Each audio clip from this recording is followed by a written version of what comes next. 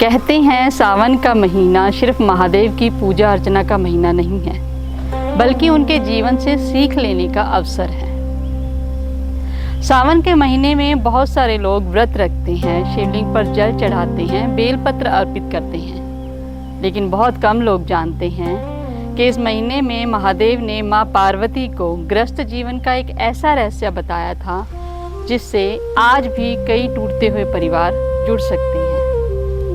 एक बार माँ पार्वती ने महादेव से पूछा कि प्रभु, सबसे अच्छा गृहस्थ जीवन कौन सा होता है? क्यों कुछ घर तो स्वर्ग जैसे लगते हैं और कुछ घर होते हुए भी घर जैसे नहीं लगते। तो महादेव ने मुस्कुराते हुए देवी की तरफ देखा और कहा, देवी, अगर आपको इस सवाल का जवाब चाहिए तो मेरे साथ पृथ्वी लोक चलना होगा, क्योंकि इसका जवाब मैं आपको शब्दों में नहीं, जीवन में दूंगा। और फिर शुरू होती है कैलाश से एक ऐसी यात्रा जो आज हर पति पत्नी को, हर माँ बाप को और हर परिवार को सुननी चाहिए। माँ पार्वती और महादेव एक साधारण दंपति का रूप धरकर पृथ्वी लोक पहुँचे। उस समय सावन का महीना था। लोग बम बम बोले बोलते हुए शिवालयों की तरफ जा रहे थे। हर घर में शिव जी की पूजा हो रही थी। सबसे पहले माँ पार्वती और महादेव एक भव्य हवेली के बाहर गए। वहाँ बड़े बड़े अक्षरों में लिखा हुआ था, ओम नमः शिवाय। आंगन में एक बड़ा सा शिवलिंग था। वहाँ तांबे के लोटे से शिवलिंग का निरंतर जलाभिषेक हो रहा था। तो माँ पार्वती बहुत खुश हुए। उन्होंने कहा कि प्रभु, यहाँ तो आपकी बहुत पूजा हो रही है, तो यहाँ तो जरूर सुख और शांति होगी। तो महादेव ने कहा, चलो भीतर चलते हैं, भीतर चलकर देखते हैं। जब वो अंदर गए तो देखा पति पत्नी आपस में झगड़ रहे थे। पति अपने अहंकारवश अपने अहम में डूबा हुआ था और पत्नी अपनी बात मनवाने के लिए अड़िग थी। दोनों ही एक दूसरे को गलत बता रहे थे और स्वयं को सही।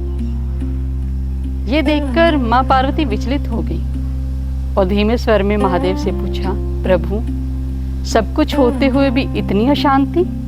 तो महादेव ने कहा, यहाँ हम की जगह मैंने ले ली है, और जब परिवार के सिंहासन पर अहंकार विराजमान हो जाए तो परिवार टूटना निश्चित है। इसके बाद दोनों एक छोटी सी झोपड़ी की तरफ गए। दरवाजा खुला था।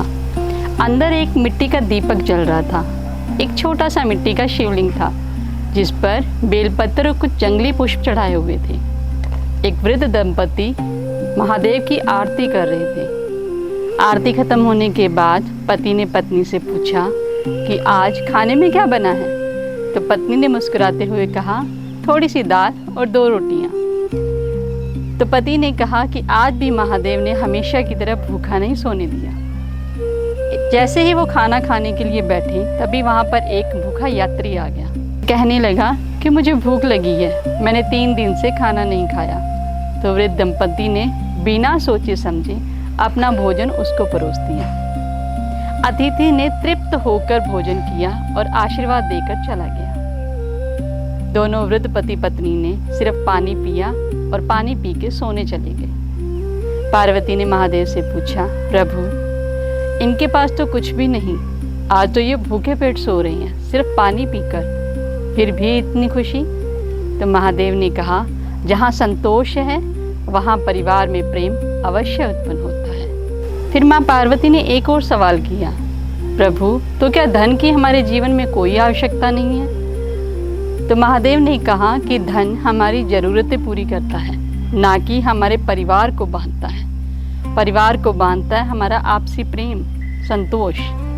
माता पार्वती ने फिर से पूछा, क्या सिर्फ पूजा पाठ से परिवार सुखी नहीं होता? तो महादेव ने कहा, पूजा करने के बावजूद आपकी वाणी कठोर हो, शिवलिंग पर जल चढ़ाने के बाद भी परिवार की आंखों में आंसू हो, मंदिर में हाथ जोड़ने के बाद भी घर में रिश्ते टूटते हुए दिखे, तो आपकी भक्ति अधूरी है। इतना कहते हुए महादेव ने अपनी हथेली खोली, जिसमें से 4 चमकते हुए प्रकाश पुंज उत्पन्न हुए। वो थे विश्वास, सम्मान, त्याग और क्षमा। और महादेव ने कहा कि अगर इसमें से एक भी चला जाए तो पूरा परिवार बिखर जाता है, और अगर ये चारों साथ रहे तो छोटी सी झोपड़ी भी कैलाश बन जाती है। तब माँ पार्वती ने हाथ जोड़े और कहा, प्रभु मैं समझ गई कि कैलाश इतना खूबसूरत क्यों है। हर हर महादेव।